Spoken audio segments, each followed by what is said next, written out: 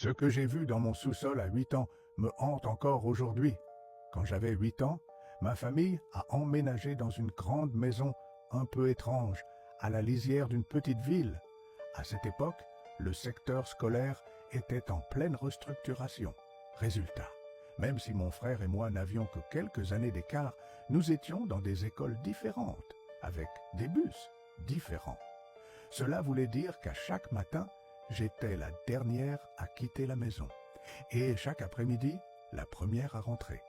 Du coup, j'avais une petite responsabilité.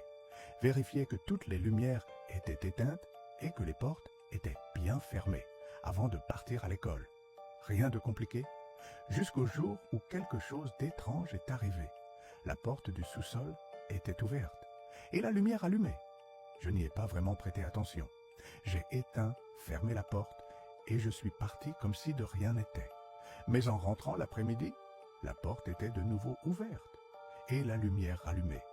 Au début, j'ai pensé que j'avais dû oublier de bien éteindre le matin, mais en m'approchant et en regardant en bas des escaliers, je me suis figé.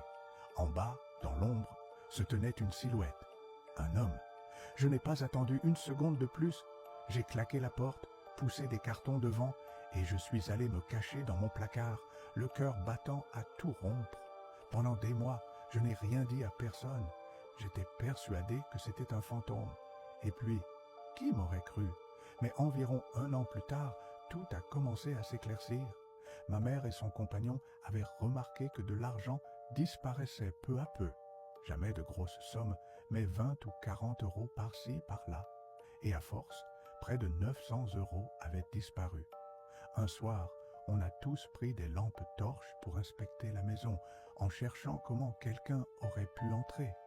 Et c'est là qu'on a trouvé un petit trou à l'extérieur, donnant sur un étroit passage, qui menait directement au sous-sol.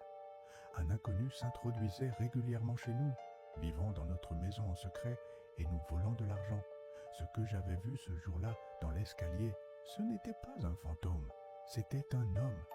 Et réaliser que j'avais été seul dans la maison avec lui à plusieurs reprises reste l'une des expériences les plus terrifiantes de toute ma vie.